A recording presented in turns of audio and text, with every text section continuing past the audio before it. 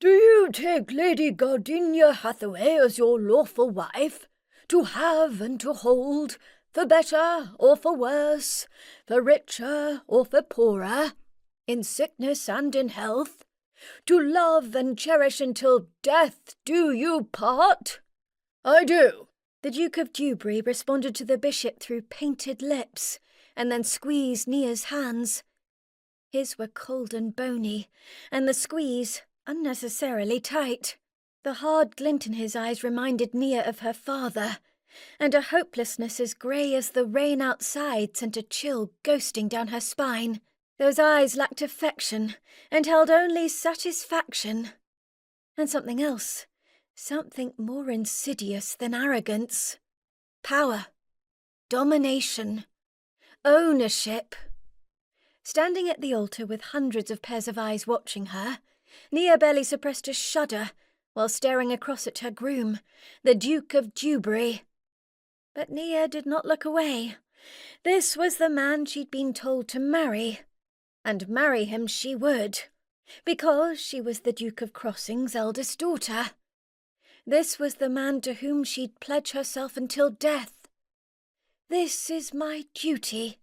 His cheeks and forehead had been generously caked with thick white powder, but the scabs beneath it were still visible. Ubiquitous scabs that hadn't healed in the 2 months since she'd first been introduced to him.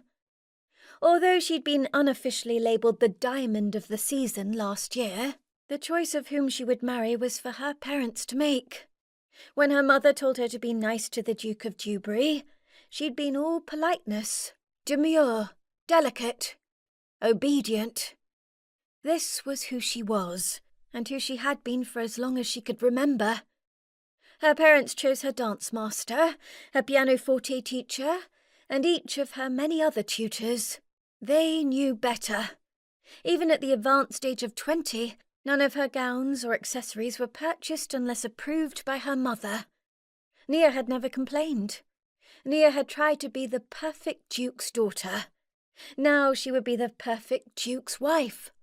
The thought reminded her of the chat her mother had had with her the night before. "The first few nights of your marriage will likely be uncomfortable." Her mother had avoided Nia's gaze as she spoke. "But rest assured, he'll tire of you quickly and return to one of his mistresses. I don't want you to be overly shocked, however, by the acts he will wish to perform on you. Remember, as his wife, your body becomes his property, and while he does what he does, know that it won't last long. It won't go on forever, and you will be a duchess."